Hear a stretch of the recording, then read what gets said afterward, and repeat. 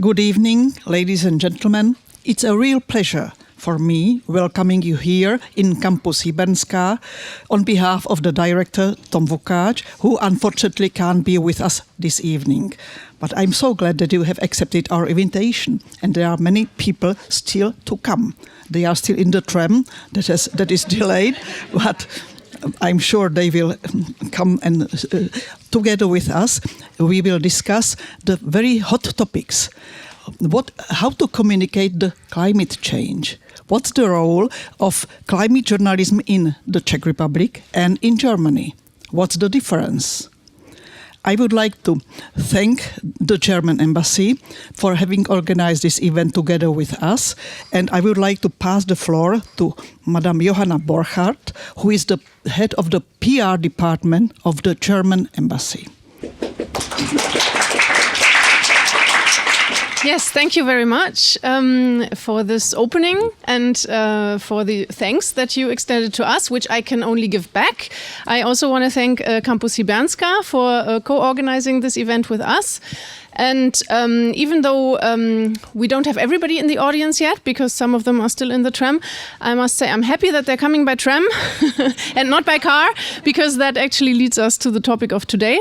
And as you already mentioned, yes, it's a very hot topic, and we want to talk about climate journalism and what journalism can do in the face of climate change, especially maybe in times as these, where there are a lot of other hot topics in geopolitics. And maybe the focus has in the last few years shifted a little bit to some other topics which headline the press sections. But even more so, it is very important that there are climate journalists who still have this topic as their main field or as one of the main fields that they keep talking about, and that they inform the public on a fact-based basis, basically, about climate change, about the challenges, about maybe the technical advancements and the solutions.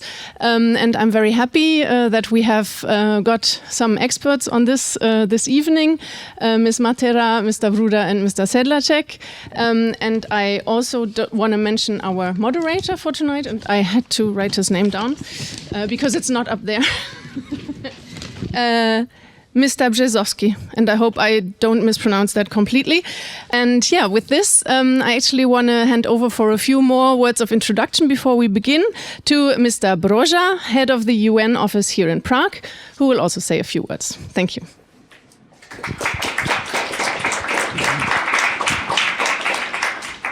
Thank you very much. And I'll start with this question, how to communicate climate change.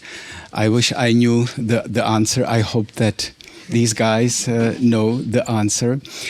No, what I wanted to say, there are many bad news coming from, this topic of climate change. The emissions still rising, and, there is not enough finance, etc. But there are also good news.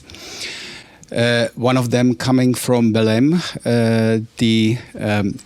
which is sealed the global initiative on information integrity on climate change, which I believe is a step forward. I'm not saying this will completely change the issue, but I think this is a recognition of the importance of climate change communication, and also, science-based, fact-based information, which we really need, because I think that the main issue this time is really the fear from the future, from people, but also the role of those who are, keeping the economic power of the world, trying to influence this debate. So there are other good news coming also from Czechia.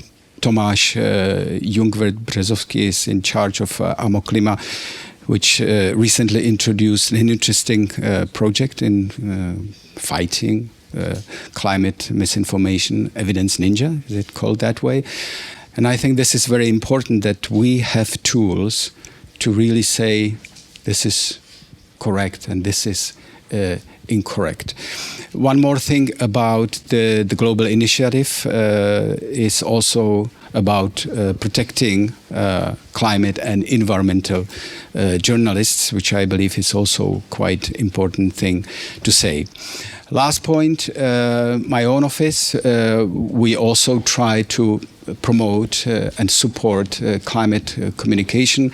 Back in 2019, we started a project which is meant to award those who are communicating the issue, particularly experts, scientists, journalists, and others who work with the issue, but to go out of their jobs and researches and communicate to general public, because we believe that we really need science-based information, and this relatively tiny project, which is supported and co-organized by the Learned Society in Czechia, is meant to spotlight on those who have something important to say and really lead this narrative rather than only let the information space for those who, introduce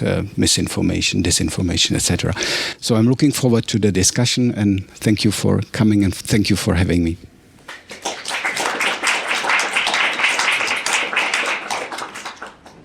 Thank you to Michal and to all the introductions.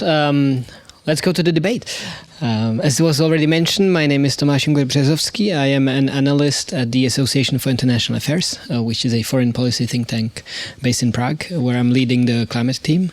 As I'm saying this, I feel that the tables have turned, because I have the honor and privilege to be moderating a debate with three journalists. So normally it's the analysts answering the journalists' questions, but we're already putting it on its head. And what journalists do we have? If I take it from my left-hand side, is Štěpán Sedláček, who is a reporter, editor, podcaster at Respekt, having previously worked with the Czech radio public broadcast service for quite some time. And in my head, he is the first climate journalist in Czechia. We might test this hypothesis in his response, and Michal agrees. So I think that's a valid voice. So thank you for being here, Štěpán. It's great to have you. Thank you. It's great to be here. Thank you for your invitation. Further to Štěpán's left, we have Elena Matera, who works as a freelance journalist and editor with the German radio, a public broadcast service. She is an accomplished young journalist, climate journalist, having received several awards, and also doing some interesting field research. So not only writing from the editorial rooms, but also going to the field and researching there and reporting from there. So thank you, Elena, for having accepted our invitation. Thank you for the invitation. And last but not least, we have Valentin Bruder, who came all the way from Cologne by train, which is already a feat, as many of us know, having tried to travel westward, perhaps all the way to Brussels. And he works as a journalist for the Westdeutschland Rundfunk, so the West German part of the public broadcaster. And among other things there, he co-runs or co-hosts the Instagram channel Klima Neutral, which has a following of, I think, over 80,000 people now.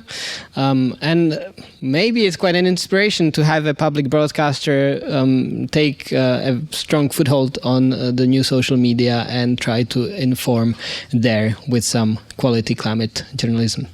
So thank you, Valentin, for being here. Thank you for the introduction. And I hope this will not be tedious. And we have some very accomplished expert voices in the audience.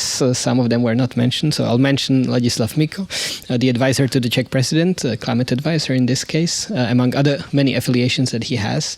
But I'll start with some introductory questions, and we'll have a bit of a debate here. But if you already have some burning questions yourselves or comments, don't hesitate to raise your hands and step into it. Otherwise, we will follow up in a later stage with a Q&A with the audience.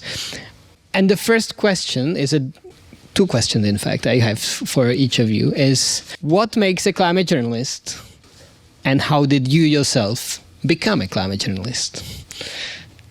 Valentin, you want to start? Maybe I start with the second question, how I became a climate journalist. I first was I was a science journalist for like a YouTube channel, and I think in every field of journalism you have the opportunity that there's like a topic related to climate change, and in science journalism I did several videos that were also about climate change and the climate crisis.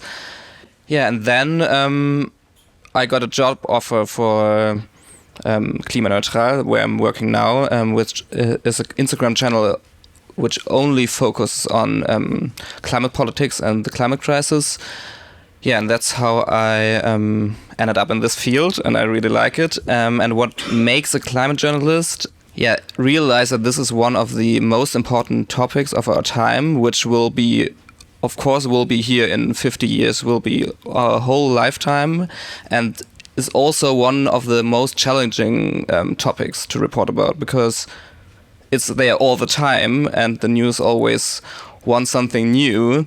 And that's also what makes it interesting to work in this field, because you can always or have to find new perspectives all the time to tell new stories. But some stories also come by themselves, so it's not. Sometimes it's also really easy to comment on things.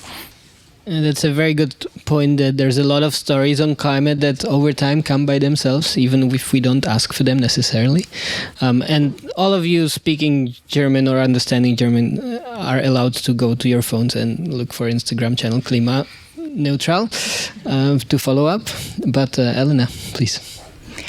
I start also with the second question. I've always been interested in sustainability and climate topics, and this is also why I studied political science and biological science. And even back then, I wrote a research paper about solar geoengineering, or this CCS, carbon capture and storage, where you put carbon deep under the ground. And I always was really interested in that, and also interested in journalism. So I just combined these two things. And how I became one. So I did a traineeship, and after that I was a science editor like Valentin. And but as a science editor, you cover everything science related. So you cover. I wrote a lot about COVID, about cancer, about artificial science, artificial intelligence, and also about climate and environment. And after 2 years, I really thought, okay, that's too much, and I really want to focus on environmental and climate topics, and so quit my job. And because back then and even now, there are not really like positions as climate editor or environmental editor.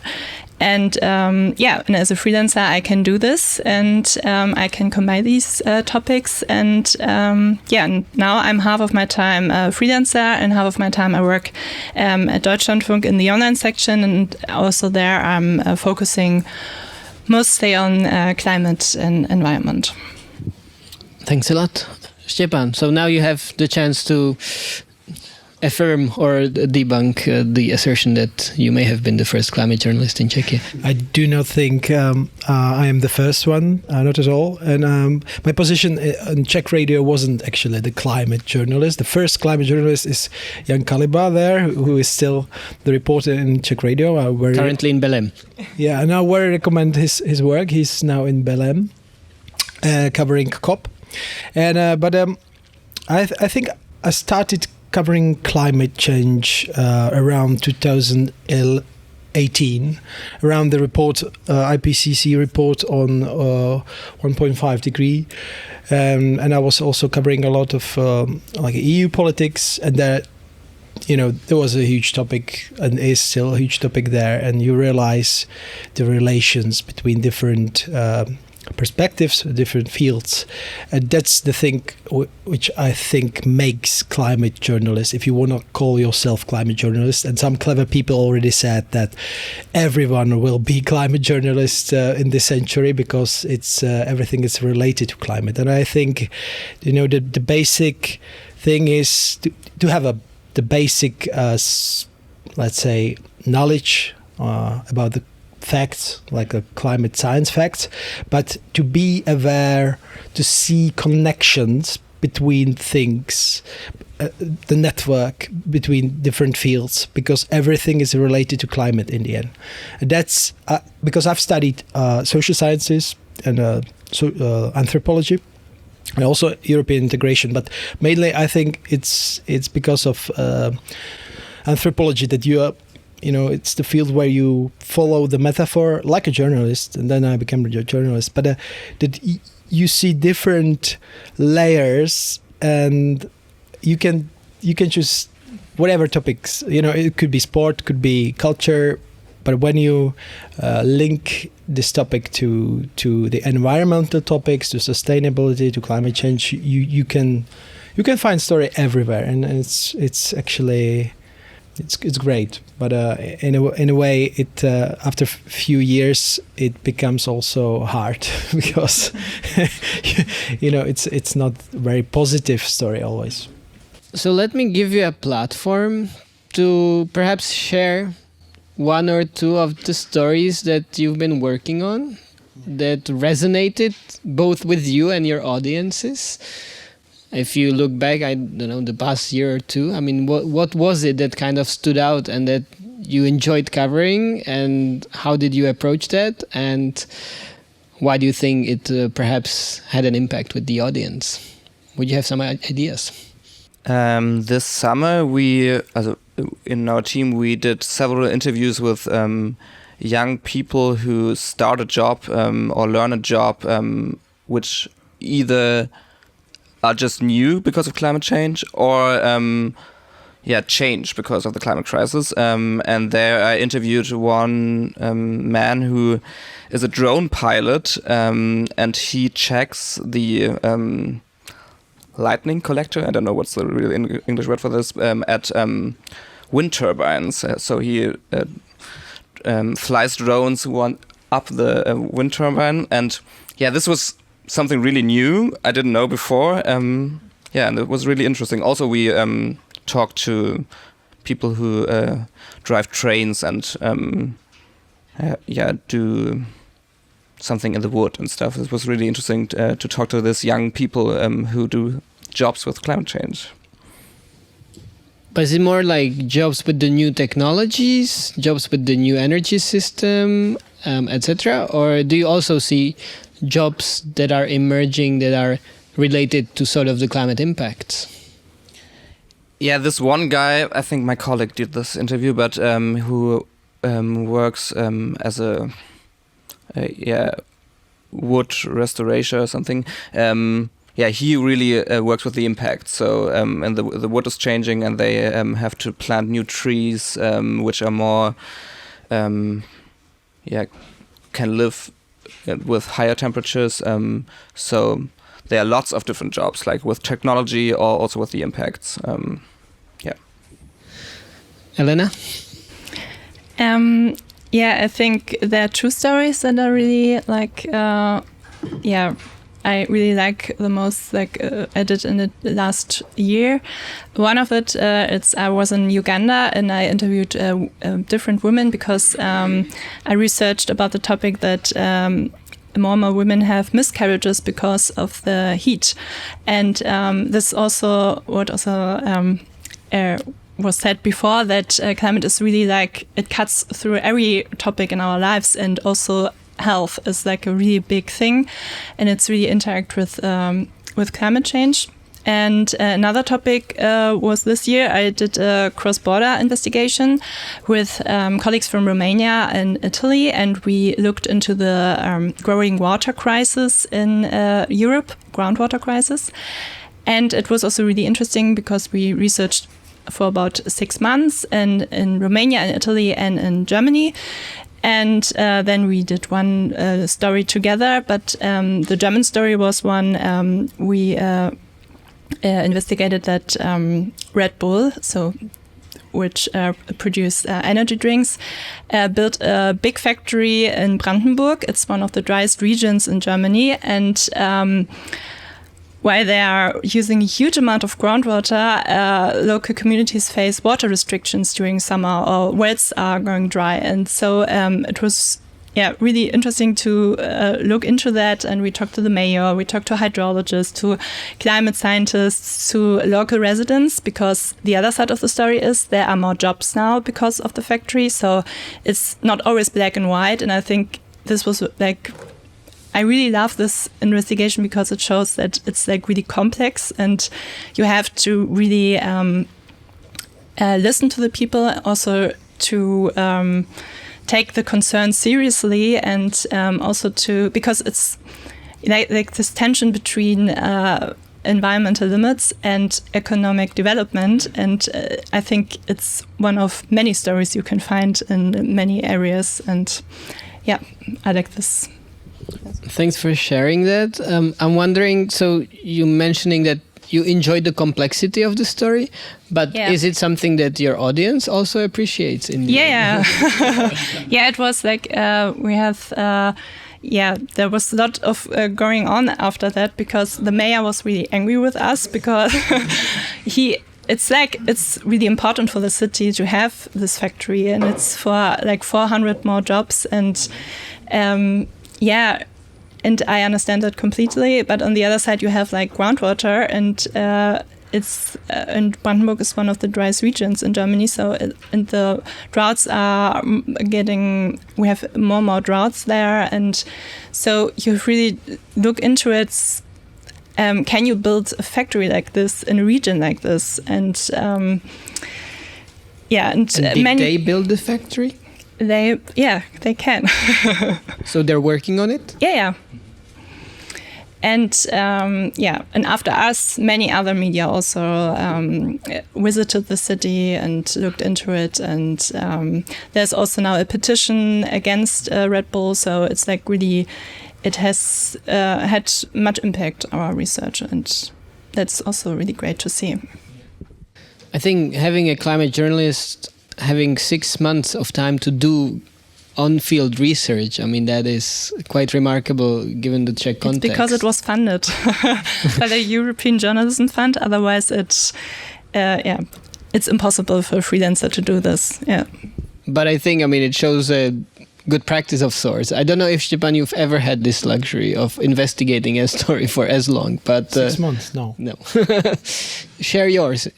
Well, I would choose two. This year, we made a story with my colleague in Respect, Martin Uhliš, who is a science reporter, on heat as well, on climate adaptation in cities. I was covering a part about Prague, and it was actually very nice to see a lot of different decentralized projects in city. It's different in this Prague 10 and Prague 6 is different. You can see it depends on the politicians, but also clerics as well. But actually a lot of is happening, and it was quite optimistic.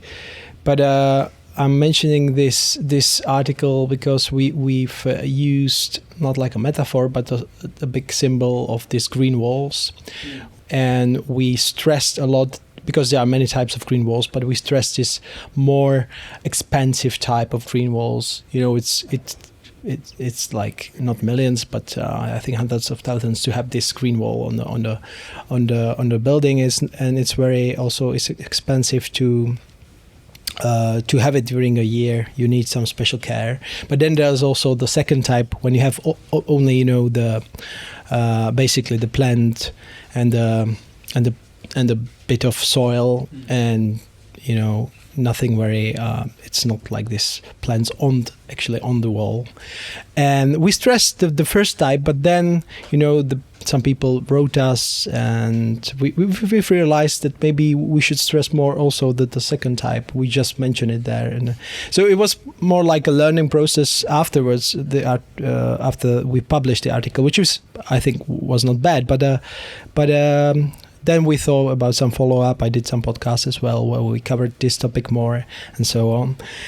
And the second example could be from my first years when I was covering a COP in Katowice. I also did some piece with my colleague Jan Boček, who's a data journalist, and we've basically just said, this is like Czech Republic is. What's the basic stats, but how they look when you see them, for example, per person, compare with China and so on, and it doesn't look so nice. And I had some interview with the minister, Richard Brabec, back then during a COP, and I remember he phoned me the day it was published, and he was annoyed because of the headline and some quote. And I don't remember details now, but I always remember those examples. It's not always the good sign, but when the politician is pissed off, and you work with the facts and it's truth, it's always it should be the good sign. So yeah, maybe this one. Thanks for sharing that, and maybe it's a bit of a bridge to taking this a notch further. And I mean, of course, we don't have to spend a lot of time discussing that the state of the climate debate in our countries is in a complicated situation, to say the least. But I'm wondering, I mean, to what degree, or how do you assess the state of climate journalism? Do you think that we've actually gone into having more quality journalists and covering the stories that ought to be covered and using the channels that ought to be used and scaling up in certain ways? Or are we also, or are you actually facing from your editorial boards and rooms certain restrictions or cutbacks on your funding and capacities to actually deal with these stories because maybe it's not such a cool thing as it used to be just a couple of years ago? Yeah, I think you're right. A couple of years ago, in the polls, climate was a huge topic, and that's also why media outlets started to have channels. Also, maybe our channel was because of this started. But I think it's not everywhere. It's bad. For example, in the public broadcasting, they have now competence centers to focus different. From different cities that they don't have to do the same thing. And there's one competence center about climate. And that's also why our channel is kind of fixed for the next years, that we don't get cut off the funding. But on the other side, it's just they have it on paper that there's this competence center. They don't put much more money in it. They have new formats, but but for example, I think in Germany for some newspapers, they had on online extra websites for climate, and they cut this off. So it's kind of getting down. Would you agree? Yeah, I would agree. And you see in Germany that they are climate departments are shut down or newsletters stopped. And also as a freelancer, it's getting harder also to get the stories into the newspapers. So as I understand it, in practice, you do a story and then you look for the medium whether they like the story and they want to buy it, essentially? Yeah, so for one example, I also write for the Die Zeit. I don't know if you know this. And they had this section Zeit Green, and it was about sustainability. And also I really like this section because it's this constructive climate journalism section, so focusing on solutions. And I wrote some pieces for them, and it was really I really loved that. And they are shut down now. It's not existing anymore. So I can't pitch it to them because they don't exist anymore. So it has an impact also on my work and also on other works from other climate journalists. And I think it's only one example. There are also other examples. Yeah. You wanted to comment? Yeah, I just wanted to add something where you could really see the shift is on like this year we had elections in Germany, and at the big TV shows where the candidates were interviewed, like climate was only 2 questions from like 1 hour, and like the election before, like it was 4 years before, like. We in the TV station where I work, there was a monothematic show where politicians were there and they were just asked about climate, like 15 minutes or something, and it's always argued by like when you ask the people, they are not that interested in into climate. But I think it's like a circle. Like when politicians don't talk that much about climate change or only negatively, then people will always say in the polls that it's not that an important topic. And the same is for like ourselves, the media. When the media puts down the topic, then people will also think that it's not that important anymore. So it's like a circle. I think also it's because climate is competing now to different topics. Like we have the war in Ukraine, still we have like the Middle East conflict, we have rising energy, the inflation, we have so much going on right now. So I kind of understand that it's not always, that the interest is like a little bit less than 5 years ago or something, but it's hard to see that it's like that much less interest now. Would you agree about, I mean, how does that translate into the Czech context? Do you think you can subscribe to what was said? Or, I mean, has there actually been a surge of climate journalism in Czechia ever before that we can even talk about retreating from something? I would say a little surge, there was, but it was also, you could see also in the climate movement that it was more powerful, or they made more loud than now. But I was always a bit hesitant about to make a green or climate show or green podcast, because I think, as I said on the beginning, that it's a broad story for everyone. And when you make a show or, the category which is branded like climate, I think it's like there is a sort, the group of people who never would click on it, or maybe you do have that podcast on climate. I did like a series story like about the climate stories, but actually now I'm trying to use the topic in different in different contexts. But it's I don't think it's because my idea was maybe in the Zeit, then they realized that when they don't have like clicks or attention on this category, then that's the question, if they stop reporting climate elsewhere, or did they just stop the category? And but when they don't buy your story, you see the they report about climate, but now in other sections. And I think now, because they had like this fixed pages in the newspaper only for this reporting, and this is now not so. But I think what's the still big topic in Czech media, like it's this climate creamery among not just the journalists. When you journalists covering the topic, you know your field, but among editors, the people who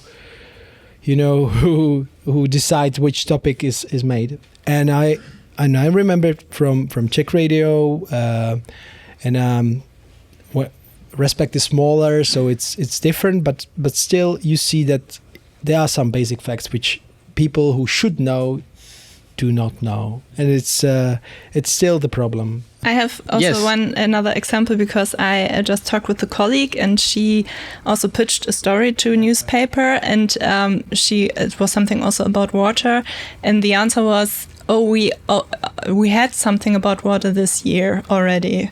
And it's like, what is that for an answer? Because there are so many issues around water, also with heat, and I think it's always like the most common answer you get as a climate freelance journalist, that they say, we already had something about heat. Yeah, for sure you had something about heat, but the story is has now a new angle. And this summer, it's about also the timing, that you have a story about heat, but then there's a week when it's cold and rainy, and of course no one the attention is smaller. But I know what I wanted to said, because we also had the elections, right? Parliamentary elections, and the topic of climate was actually quite huge. Was it high on the agenda, or was it not? I think the EU ETS to. Absolutely. I mean, the Green Deal was like among first 4 topics, I would say. But it was when I watched TV debates on this topic, it was painful. Sometimes it was like there's some mechanism to put a tax, but there was no reason why we're doing it. Like the context was like we just collect money, but there was no mention of climate change. And yeah, that's I think we should stress this, that the topic of climate change, the context of that, this is this carbon cycle and everything is linked.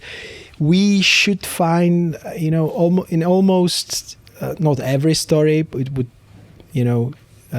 be like bizarre, but in such a story you need to have this context, and not just and there is a climate change, but the journalists should really be prepared, and they were not prepared. Like for example, Prima CNN, there were like openly people denying basic facts about the human impact and the impact of greenhouse gas, and they were just.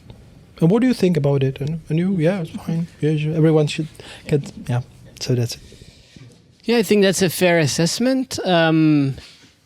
Also, we can see that from our work that the level of climate denialism that we see has sort of shifted back towards denying the physical facts of climate change and the anthropogenic impact, let alone all of the hate that we see towards, of course, the climate policies.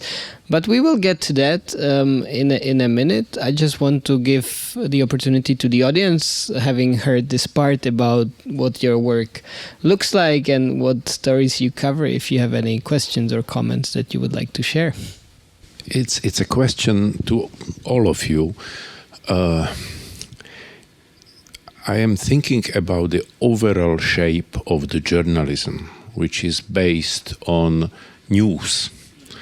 And if you have something what is permanent, and it can be war in Ukraine, it can be climate change, it can be energy crisis, it is always a heated theme at the beginning, and then there is a tiredness. One of the problems, and my question is if you see it also similarly, is that when the issue is new, then the journalists use all the hardcore war arms. Titles, planet will burn, all of this. And then when it goes too long, then obviously planet doesn't burn, and then it is actually downgrading the debate because of that approach, not because that the problem was solved. Is there any way out? Because I understood that this is also the role of editors more than of journalists, in the titles, etc. But still, it exists anything like long-term journalism? That's my question. Thank you. I wanted to ask the same one, but I didn't have the words for that. So thank you for it. And Valentin is already up to the task. I agree that that's a problem, that the focus goes away. But I sometimes think like the climate crisis is, this aspect of news, like we all mentioned that it's just an aspect, is like also something like human rights, and you will always report on it, and you have to like pick one topic out of it. And of course, you would also don't say that like human rights go away or like hunger or something. It's just, of course, it has the exact same problem that you have to find something new to report about. But I think we already have like this news cycles that, for example, the COP or something is happening once a year, then people will discuss again. And I think there will also be more pressure from other states or in this political context that will bring us to discuss the climate crisis and climate politics. Yeah, I think it's our task to try to do it better, because I think just to report about degrees and about, we have like a lot of data-based climate stories, and I think people don't really connect with degrees but with stories and why the climate crisis really is changing their own lives. And I think we really need to focus more on, to report about climate stories and go there where people actually live, in their towns, their households, their memories. I don't know. There are so many stories you can tell, and they are not dooming stories, but just reality. So I think this is usually a problem when it's a story about UN report or COP, and some journalist who is not usually doesn't cover this topic make some news, and it's just the headline and could be a little bit overblown. But when someone is covering the topic long term, I think he or she has power to discuss it with editor and say, oh, it is too much. But it's a problem of human nature, right? Or like psyche, that we know it's burning, but still repeating again and again. But the thing is that I think the problem is that when the second problem is that when you're covering a topic longer, then you use some terms again and again, and you can think that people already understand, but they don't.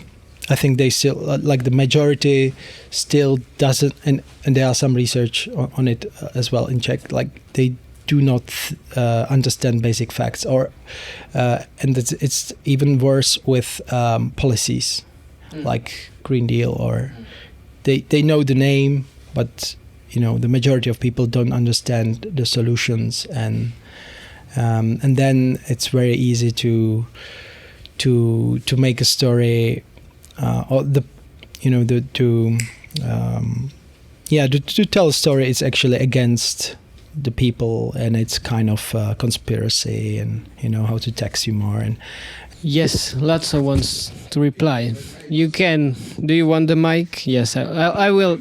Yeah, I think you don't need it necessarily. The point is that if you go to the stories of individuals, right. I agree that this is the way, but this made our political debate before elections actually negative against the Green Deal, because what the people feel now is the negative financial impacts on their daily lives. So and okay, they are looking on who is guilty, and if the politicians then provide that the guilty is Green Deal, then you have all the society on that side. And second issue is, I was speaking to many journalists and politicians, and the very common question is, if they see someone who is in environmental field coming with any question, the first question is, okay, what other catastrophe you are bringing to us? So it's something like if you are in noisy area, your ears after time just stop to hear the noise, and you have to go more noise, otherwise it is just under the level which is heard. And I think, this is not just a question for climate journalists, right? This is a question that I think the climate environmental movement poses itself as well, is like how to keep the story alive when there's so many of the foam of the days that kind of covers over it. But at the same time, as you're saying, you can speak loudly about the negative impacts for only as long while it becomes sort of vacant of meaning. Valentin, you had some ideas? Yeah, for the general thing that if you ask or tell the people's story, you can also tell positive stories.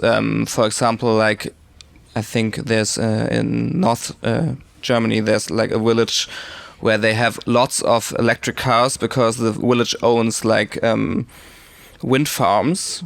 And the power is really cheap there, so you can tell stories of success. And this is also a thing that some researchers say. I think, I rephrase Maya Göpel, that's a transformation researcher from Germany, who said that people have to feel that they are part of a positive project, and this transformation to like a climate-friendly future is something where they profit from.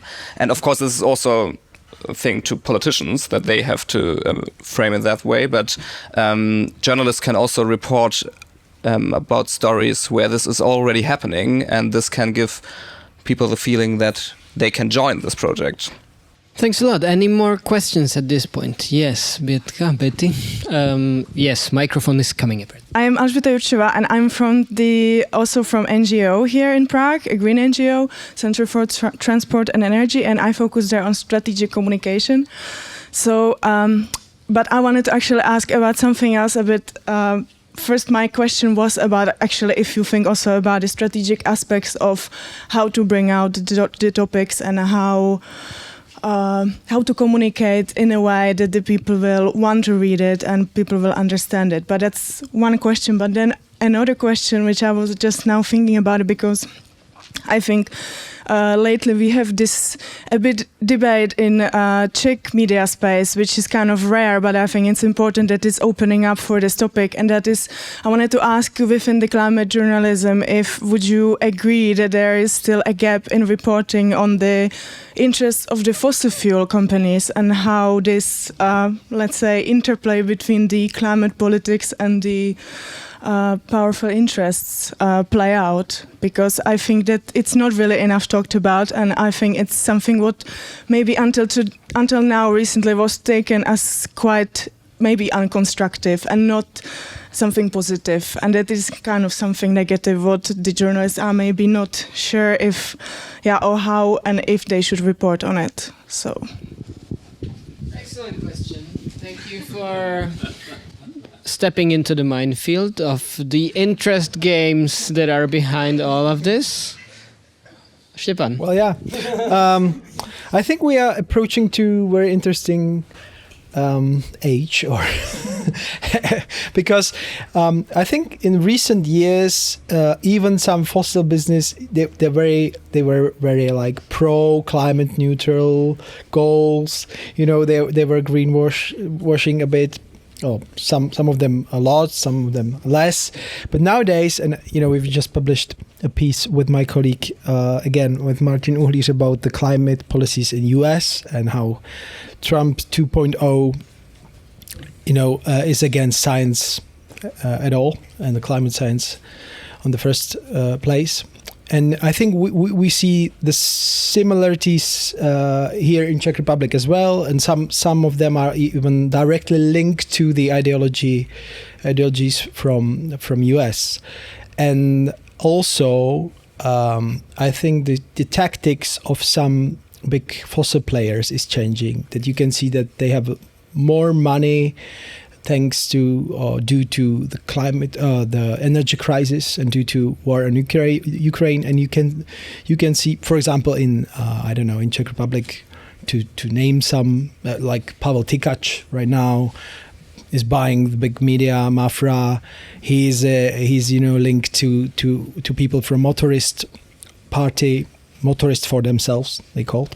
they are linked to Václav Klaus. Do you need like a more direct symbol of climate skepticism? I mean, in Europe, he's one of the biggest. So I think, but the question for me is, maybe it's easier now to cover it, or to name it, or just to see the links, because some of those players are openly against. Now it's not the tactics, transition will happen, but let's make it slower, or it's too late for something. But now they are openly against some steps. So now it's easier to say, okay, you're against, but what's your goal? You're not for, for example, goal 2050 to have a climate neutral Europe. So, but they're against the basic physics. So it's easier to see, and I think it's easy to see for many people who believe and announce that the climate change is caused mainly because of fossil fuels. And now they will realize in Czech context that the Minister of Environment is denial, is Mr. Macinka, if he becomes one. And I think a lot of people in US realize now that the Trump is what Trump is actually, that they didn't know. I'm sorry for a long speech, but so yeah, it's important to see I think you're just scratching the surface, and we might actually get further into it. But thanks for bringing up some of the names and parties as well. How does this play out in the German context, in your mind? I think you see around the world this backlash, and there's more and more misinformation also in Germany. And also in Germany, it's because not only because of the fossil fuel lobbyists and companies, but they have a huge influence. And and you see also that they changed a bit their method. So it was climate denial, and now it's climate doubt. So they are spreading this misinformation. It's cost too much. It's an elite project, and the left green, they are bad. And so this is really like you see this change, and and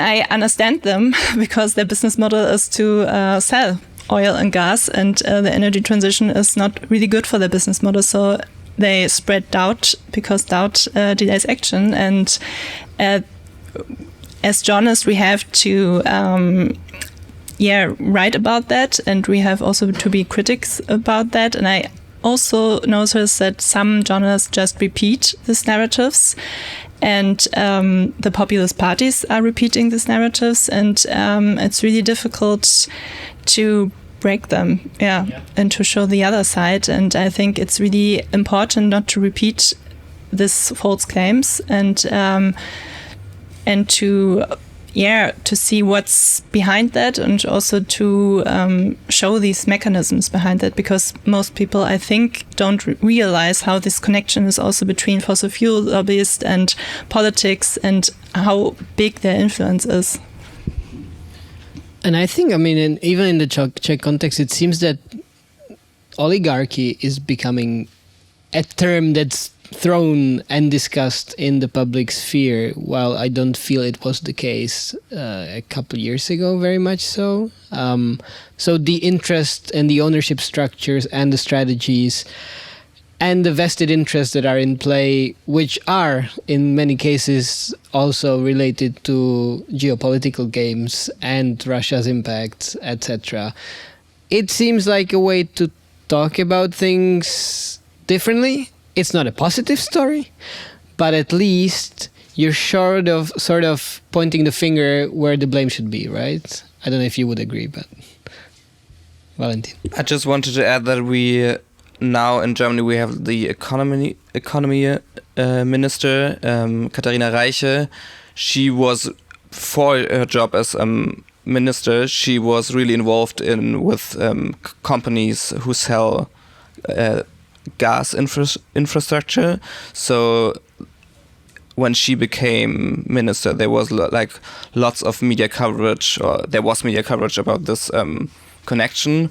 But now she's just the minister. And I think often the problem is that these stories with connection between fossil fuel industry and the politics, they are reported years later, because then something is leaked. For example, like the our last finance minister, Lindner, he chatted with one of the bosses of Porsche, and this came out like 1.5 years later. There was the messages were leaked, and then also we in our at Klimaneutral, then we discuss: do we report on this? Do people are they interested in it? Because when something is 1.5 years old, there's not the relevance like when it's happening right now, when there's like the discussion or something is decided in the EU, or the finance minister says we can't do this in EU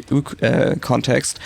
This is something also difficult for journalists, because it's not that daily news.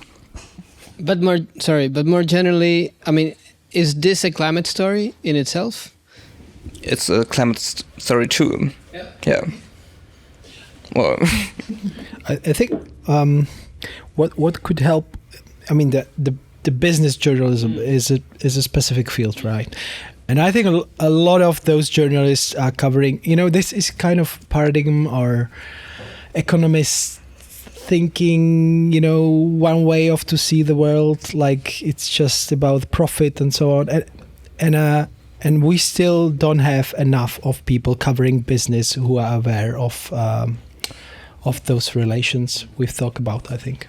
I know some, but still you can see that, they really look to be able to speak with those billionaires. They don't want to speak with you when you ask, to make interview with Pavel Tykač or Daniel Křetínský. It's not easy to get such an interview. And I don't say that people who spoke with them as a Czech journalist or German journalist, that they sign some paper, they will not ask some questions, but it's they know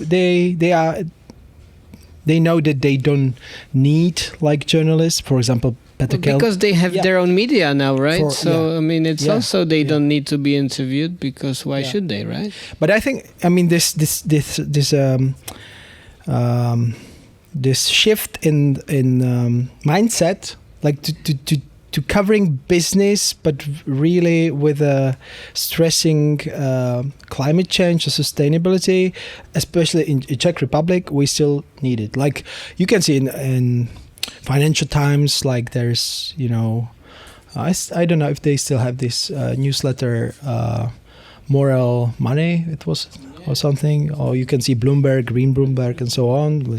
But for example, Křetínský, he has a big media, and I wouldn't trust them on topic of climate change just because he's the owner, and I don't have like specific stories how he actually tells someone from Blask do not cover climate, but Yeah, fortunately, Respect is out of the game now. We were owned by, I know. By you know who. So, but I think you brought up an interesting question. I would be interested if you know how the situation is in Germany. To what degree do the business journalists actually have those sort of contextual thinking at hand? Are they willing to go that way and to perhaps see critical the way that certain big corporations are operating, beyond just being in awe how awesome those big managers and asset owners are? Do you, as freelance journalists, as you are, or both of you in the end, I mean, do you actually ever pitch your stories to these kinds of media? Do you try to? Would you succeed? No, I would not try to. I'm also really happy that I'm working. I'm also with Deutschlandfunk part of this broadcast system national public broadcast system in Germany, because it's like, yeah, we don't have like any interests who are like interconnecting with the work, and I think it's always better like that to be, yeah. And I try not to pitch anything to some shady newspapers or some, yeah. Yeah. I think many of the ones that we're discussing here also, like from the Czech context, people wouldn't call them shady, right? I mean, they take them as very serious outlets. Yeah. And they're impactful and they have their readership. And Yeah, in Germany we have also like, I think the most read newspaper is the Bild-Zeitung. But they are also spreading misinformation about climate change. And I think that's... it's a problem. I would not pitch for them, but perhaps I should, so I can also tell some other stories. Good. We'll come back to that in 2 years and see how it went. If I may, I've heard recently that the blind spot in German media, but maybe in Czech as well, is the auto industry. And what we've seen now with China and what's happening with European auto companies, it's also the product of bad journalist work, and not questioning the government linked to those industries, because they actually didn't have a plan to as you know. Valentin, you wanted to reply to that? Not really. Okay. More questions, pitches, ideas, provocations. Yes, please. Hello, my name is Noah. I'm a student I'm studying journalism at Anglo-American University. And I just have 2 questions. One is, do you think that the war in Ukraine has made a bigger question of energy security and the possibility of making renewable energies actually cheaper than oil, making it a little less relevant? And the second question, do you think that maybe people fear that all these quote-unquote radical climate journalists are going to make their collectors' cars or whatever illegal, that they can enjoy some of their activities? Thanks a lot. Elena. Yeah, I can answer the first question, perhaps. I think I noticed at the beginning of the war in Ukraine that there was like this really... in Germany, it was like this, that the renewable energies were hyped, like, we have to cut the gas with Russia and we have to focus on renewable energies. But this was only like for the first few months. And now we have this energy transition, we have more renewable energies, and we have like really success because we have so much solar power than ever before. But you see that this positive or this optimistic take on that is like is not there anymore. And now the new minister, Katharina Reiche, economy minister, is also like focusing now on new gas infrastructure. And you see that there's the shift backwards. And it's really sad, because I also felt that this could be like a moment where we can really realize how important it is to have like to produce own energy and sustainable energy. Renewable energies. We have wind, we have solar power, so it would be easy. And but the implementation, it's not that fast right now. Yeah. And for the second question, I think it's not a problem I don't think that there are climate journalists who tell stories like, we want to take away your cars. It's more a problem of the other journalists who tell stories of 2 opponents and tell the false stories. In Germany, we had like the last 2 years the thing that the false story was told that the politicians will come to your house and crack your heating system and replace it with a heat pump, and no one said that a functioning heating system have to be shut down. This was never said by the politicians, and it's the same with the cars. For the in German they say like the Verbrenner aus, but in English it would be like You mean the internal combustion engine? Yeah, but they confuse it that in 2035. Like the phase out of the sales, right? But they say that then there will be no combustion cars anymore. But the thing is, they won't be sold anymore, and that's something, especially from the, I would say, right-wing media. They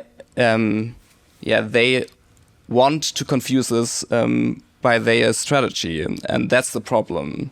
Because and not problem by any climate journalists who just tell the story that there has to be a transition someday. Stepan? Yeah, well, I mean, in relation to this topic, I also think that some people, politicians, but also analysts from big cities do not value enough the value of car in countryside and what it means for people in their everyday life. And I think it's a blind spot even for journalists who are living in Prague, Brno, and do not need to travel. And we need to travel, but you can use more train and so on, but not every day, right? I'm still wondering.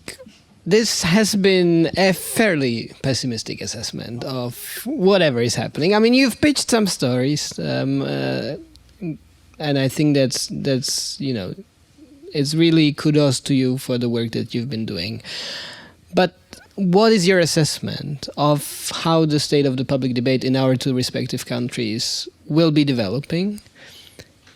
And to what degree are the traditional media occupied and well equipped to respond to that? To what degree are you as journalists well equipped to respond to that? And what would be needed, really, I mean, on a systemic level, if we are to counter this backlash? Big questions. Yeah, right. I mean, let's go big. Okay, maybe I can start from the Czech context, because I think now the picture will be less blurred. That maybe sometimes even more like black and white or red and green, let's say. Blue and it's easier to brown, right? Because I remember times like when Andrej Babiš, who will be prime minister, I remember I was covering also EU summit when they agreed on climate neutrality 2019, I think. Must have been December 2019. Yeah. Right, and he was making fun of it, speaking about how we ban farts in cow farts in Ireland and so on, and so. But he's a pragmatic with interests in agriculture and some other fields, chemicals and so on. But when we have this government with SPD and motorists, I think it will be as I already said, a motivation, or I think a lot of people will realize that something is happening, and with nature itself, right? Because of those policies, and could be actually it's a bad thing, but it could what's the word for it? But trigger, right? Yeah, trigger for a lot of people, and will be actually from journalist point of view, it's easier to follow than some hidden forces, but so maybe I'm wrong, but okay. I think it could be also the trigger for a lot for the civil society as well, because actually a lot of Czech NGOs who are also they survive, covering climate, but it could be even worse, right? But I think for journalists it's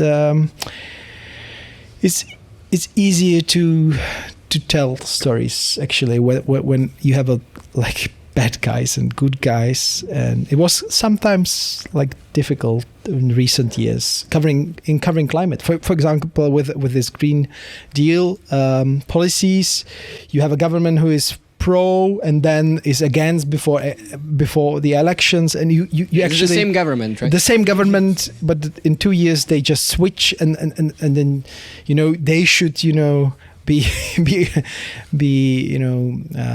speaking for and actually speak to tell you how they will use those money from EU ETS and give to the people, but because of ideology of ODS they would not speak about it. It's so blurred, and as I think it's work for journalists to tell the story anyway, but now with this government I think it will be quite green and brown. Fair enough. I think you partly dodged my question, but at least you said one big thing, that it gets worse, and because of that it might actually get better, at least in your field, which I think is some hope for the future. And we will hold you to account for that in some time, whether that has really materialized in climate journalism. What's the outlook in Germany?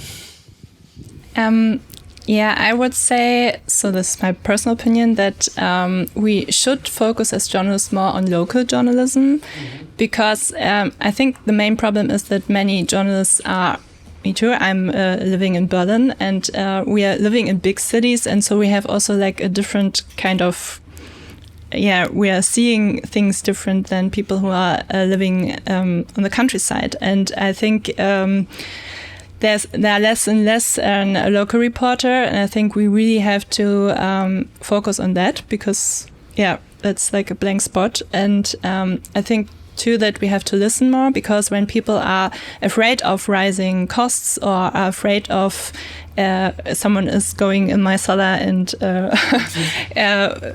taking my heat my heating system away, and everything is like really, it's also scary, and we have to listen to this and and to cover these stories and go to the people and also explain more, but also, like I said before, with stories, and also what does it mean for me, for my life. And I also think we have to diversify the voices, because we talk with politicians, with scientists, or with activists, but what about voices, elder people or older people, or industrial workers, or farmers, or pregnant women, like this research I did with the miscarriages that are more often happening, and it's like nobody wants a miscarriage. So or also I think the health topic is also one topic you can really reach to people.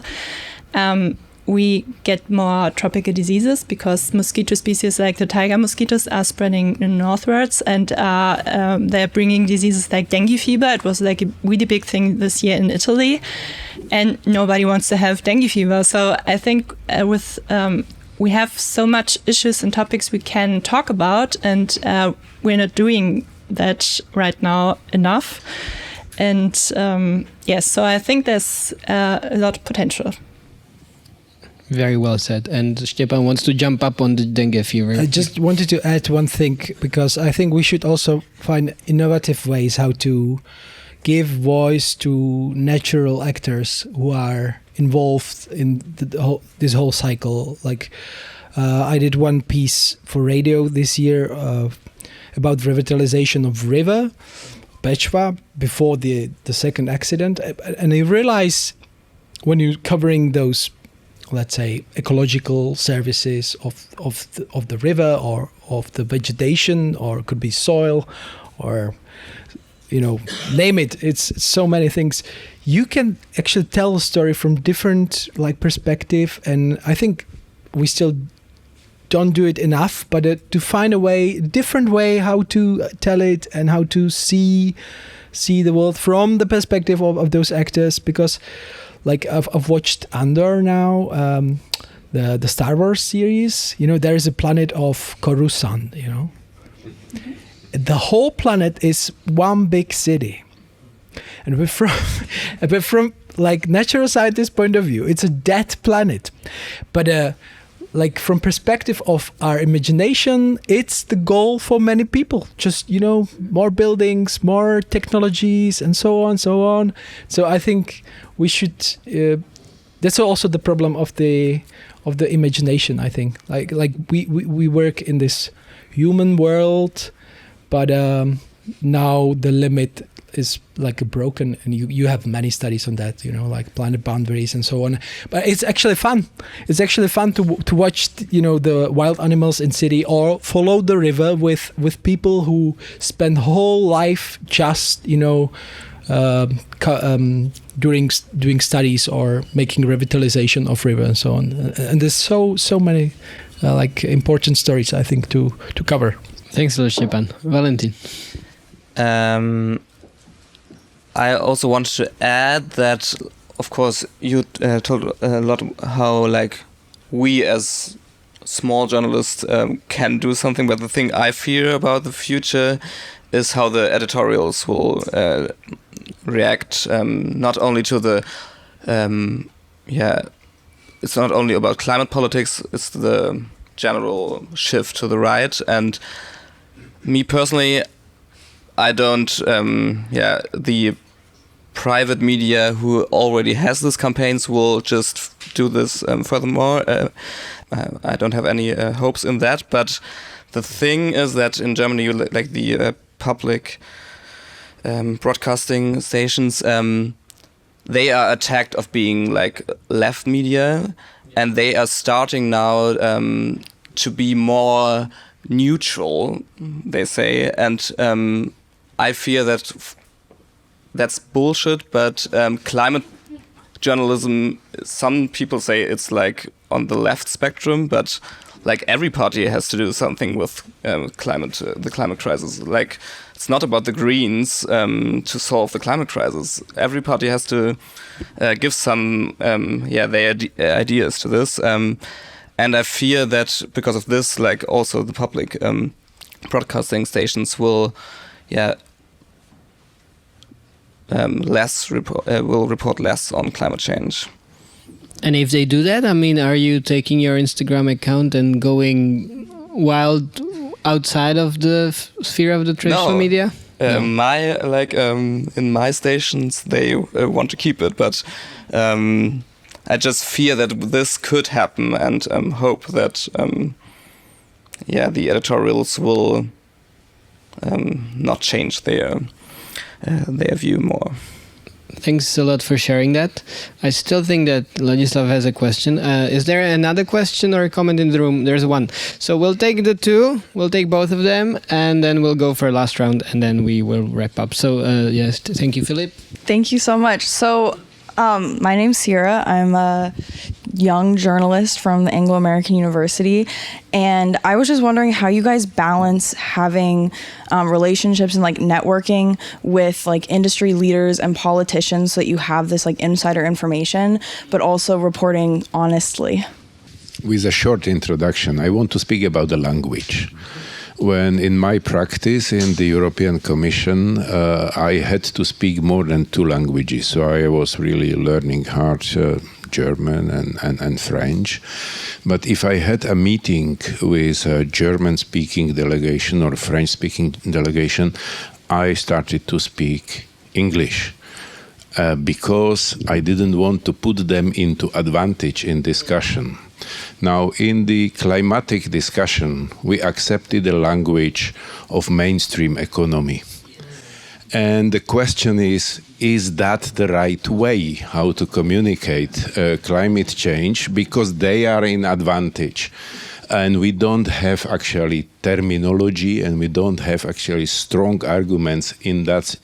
And all the ETS system, everything is basically accepting the econometric and economic discussion, and we are trying to get in, but then we have to say on all bad things which happen to standard economy, and then we are on the shorter end, I think. And the same issue is about what you said. It's very relevant and important for me. If the deal taken by European Commission and Member States was called a Good Life deal, you will not have it challenged as a leftish issue. If it is called Green Deal, it is automatically linked in the brains. The Green Party is left, so Green Deal is left, goodbye. And then you have the rise of conservatism because of that. These are symbols. So do you agree that we need to have our own metric and language for this discussion? Is that possible or not? And I have also one question, last, for the German colleagues, because you mentioned that you report on what is happening with the basically Energiewende in Germany as a success. In the Czech medial space, or in the Czech space, political space at least, it is actually presented as a failure. So for the last one, depends on the media you read. So there's, of course, media who, people also on social media just screenshot in which week they want to show whether solar is booming or coal is booming. So it's like cherry picking is one of the favorite hobbies of some people, and also some, because all of it is booming, right? Yeah, yeah, and some newsletters also do this. So you can get this kind of view also in Germany, but yeah, I think we often report more like it's a success, but also like about the problems that have still be solved with the transition. So, yeah. Do you still want to reply to the question I was posed? How do you manage to keep the relationship with the big shot industrial players, if you ever approach them in your work while... I don't have that much contact to the... Politicians. Okay.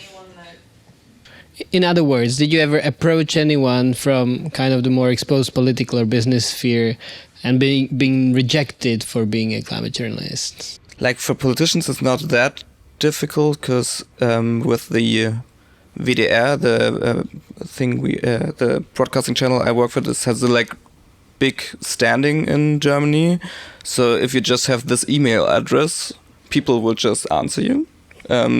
That's I really have luck to have this email address, because when I write but when I write to politicians, then they will answer me, and of course but I don't see why I should do this, but if I would ask the AfD, that's the right-wing party in Germany, they maybe won't answer, but I don't have the topics where I think that they are the experts. I want to know what they have to say. So, because they are not in the government right now, so yeah. Maybe start preparing your questions to the AfD, yeah? Elena, please. What do you think? Yeah, I think I've never been rejected or something by politicians, but I've never been, wrote to the AfD as well, so it could be that... we ask them sometimes, for example, for the elections or something, we have to, just from the public broadcasting, we have to ask everyone, but often then we just have a slide, they don't answer us. Then that's also some kind of information if they don't want to answer. So, yeah, sorry. And for me, it's also, I think it also depends on which medium I'm writing for. So I'm writing as well as for the Taz, it's a really left-wing daily newspaper, but also for the NZZ in Switzerland, and it's more conservative, liberal newspaper. But I've never really noticed that I've been handled in a certain way or something. Yeah, and I think, I'm always really open-minded, and I try to understand the other part and to ask my questions, to be critical, and so that's fair enough. my- Do you still feel like responding to the other questions or remarks from Ladislav? What was that we Well, there was need the part to about if we need another language, right? Something like this. I think so, because also when I told the story with the section in the Zeit Green, you also criticized the name. I also criticized the name because I think it's not really the good solution to just claim something green, because you always connect this with the green parties, and and also I don't know. It's also a big discussion in some newsrooms in Germany if we say if we mention climate itself, like in headlines or something, because climate is not that much clicked anymore, or if we just say, I don't know, something else and not really, and just mention it in the article itself. I don't know about that, what I feel about that, but I understand also what's behind this, because some people just say, no, climate is something leftish, I don't want to read it. Yeah, but I don't know if we really have the capacity to to really develop a new language or something. Perhaps it could be something worth to try to just say not climate and something else like human crisis, or I don't know, health crisis, or more biodiversity crisis. Perhaps also some people are more connected to forests than electric. So All right, we'll be reading your articles that are upcoming with interest. To try and do this little experiment of avoiding the word climate. How does that work? Stepan. Well, I think in regard of sources or the people we talk to, I think it's always better to use as much as possible. Like it's different when you make like an interview, but when we write a story in Respect, I think we usually have, we don't quote everyone, like because when you really want to understand the topic, you need to speak with as much as people as possible. And it was hard for me actually, like writing some stories for Respect, because before when I was working in Czech radio, I'm highly based on quotes, like you using those, big parts of voice, and you just put this mosaic together with the all talk. You have different formats, right? But still, you use big parts. But then, like writing in magazine, it's more like a fusion. It's more about also your voice, but your voice is actually sometimes very much based on some analytics of 2 or 3 people, and you quote them, but still, so it's still hard for me sometimes to tackle or to handle it with editor when he says, "Oh, you don't need this quote," but I talk with this guy like for an hour, and he helped me a lot, and so on. So it's always tricky, and I think it's never ending like saga, but I try not to have like I don't have like very good friends among politicians and so on. It's always good to have like because of course they would try to use it like, oh, let's make this story to Respect and say, hey, come on, and maybe with someone else, or I said to my colleague, this is a friend of mine. It's interesting, but do it without this clash of interest, right? But the economical language, I think it was in recent years in Czech Republic. We had several cases of like covering post-growth ideas, branded as like it's communism, and some medias actually censored interviews or pieces. And it was kind of a wake up for me, because when you're covering climate for a few years, you realize that a lot of those systemic changes are so related to the system we live in, which is not perfect, never was. There are pros and cons, but we should think about some reform. And I think those thinkers, like, and you have different fields, schools, like this ecological economy, and there are like 3 or 4 it's worth to listen to. and it was really, like really bad mark for journalism. I think when someone, I think it was Debat, no? Debat, or maybe also Deník N. And I don't want to evaluate the quality of the interview and so on, but to publish the interview, then put some notes, editor notes, and they put editor notes like this is actually not true. Blah, blah, and then they put it out altogether. So that was a bad case, and they actually said that was a bad way how to handle it. I think we need more of those ideas, because and I wanted to mention something else, but I forgot, so sorry about for this. I just wanted to add something about the language, because we work on social media, we don't just have the editors who say no one will click on it when climate's in the headline. We also have the algorithms.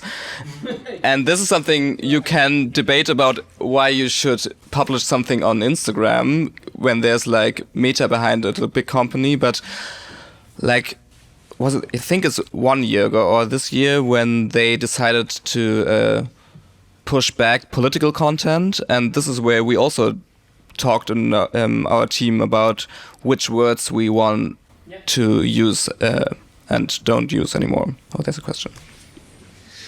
Do you have an idea then? Okay. Little anecdote I wanted to add. It was like a press release from Young Greens a week ago or 2 weeks ago. So somebody reads the press releases of the Young Greens. I've read most of press release they sent to me, not Greens but everyone. But it was we want to have a free debate about everything and so on, and we are pro the growth and we want to stop capitalism. And it was like a headline, and I said, it's from different sides, right? But it's also the bad way how to label things, because especially in the context of Czech society and discourse, it's to say we want to stop capitalism. Well, it's the end of debate for majority of people then, and I know maybe they want to which kind of capitalism. I don't know, but it's also the bad way how to handle it. Yeah. Hi, my name is Lucie Černá. I work for a media development organization called Transitions, based in Prague.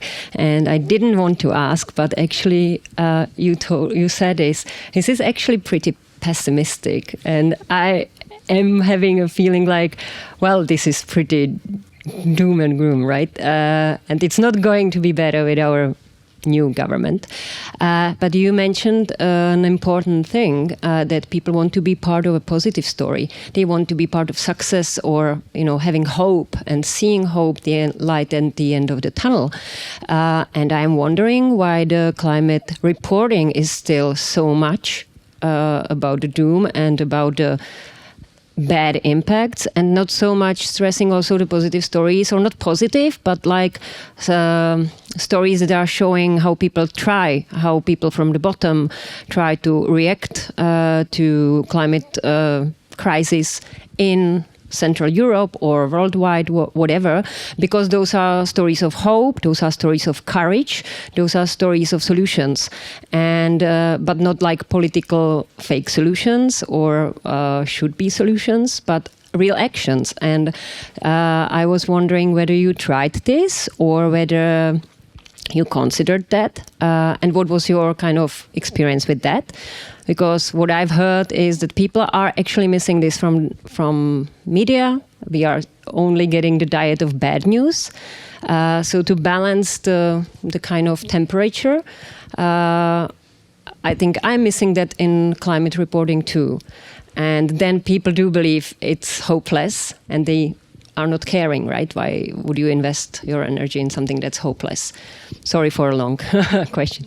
I totally agree with that. I think, you call it solutions journalism or constructive journalism, and I think it's really important. And in Germany, there are I think many journalists who really focus on that also, and there's also, I think, a worldwide solutions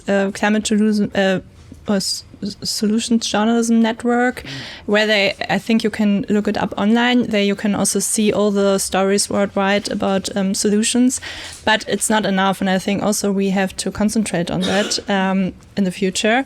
And constructive doesn't mean like positive. It's like just to to also show other perspectives and other good examples how some people are really engaging and implementing solutions. And I also try this with my reporting. I'm also writing a climate column, a constructive climate column. I call it constructive.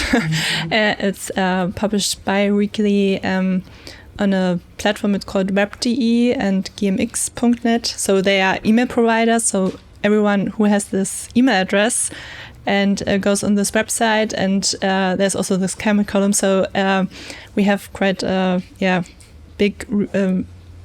There are a lot of readers, and they are also like really. I get a lot of emails in which the people say they are really thankful also that I'm showing also like. Not positive, but like solutions, and because there are a lot of them, so you just have to look around in the neighborhood, and there are people who are really engaging to have car-free streets, or who are implementing, I don't know, citizens-led solar panels, who they are, or wind parks, who they are, and and other stories. There are so many stories, and I think right now we are not really concentrating on that. And I think it's also, I don't know the reasons exactly, but I think capacities is always like a reason in journalism. When you are reporting about climate, you are always like reporting on, like right now, the COP or climate politics, and sometimes the solutions fall back. So it's I think that's one of the main reasons. We in our team, we try to also cover like solutions. And one colleague of mine also did some kind of research where she posted like to the same topic 2 things on our channel about like asphalt on the streets when you put it away, and one was like talking about the problem, and the other one about the solutions, what you can do if you stop doing this. And I think in numbers this post performed better, but also like the comments were much more like people really engaged more and had more conversations about the topic. So you have a point that this is something people want and also want to engage with.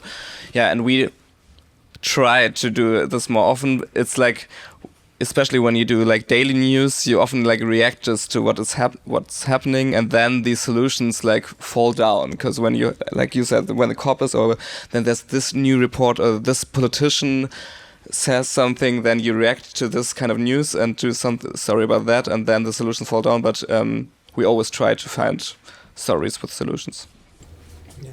Yeah, I mean the same. I think we can brand it like solution journalism or constructive journalism, but I think good journalism should provide some solutions, in at least in the end. But so I also tried many times like do this like a solution story, but I wouldn't brand it like a positive news, but really narrate a story.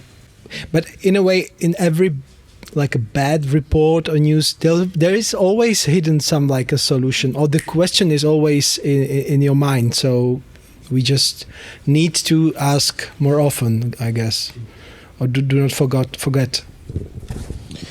So posing the right questions in the right language to the right audience. And I think in some instances we're really discussing, and perhaps that might be the topic of some of the future conversations, how to talk about climate without even talking about climate, right? Maybe we need to find ways to inject climate into discussions on security, on resilience, on social welfare, etc., etc. And this might be more needed than ever. Thank you for an engaging conversation with our amazing international panel, and thank you specifically to Valentin Bruder, Elena Matera, and Štěpán Sedláček. So join me in a round of applause, please.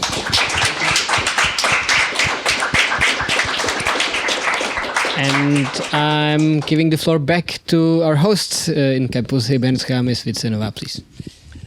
Thank you very much. I would like also to add my thanks to our excellent speakers, Elena Matera, Valentin Bruder, Štěpán Sedláček, our excellent moderator. And before you leave, I would like to ask you to add your signatures on our wall of fame. And I would like to also to thank my dear colleagues from the German embassy, Filip Brambosek and Katrin. And of course, I would like to thank my colleagues from Campus Hybernská, especially our great technicians.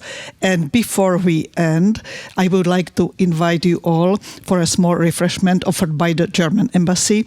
And I think we still can continue in our discussion.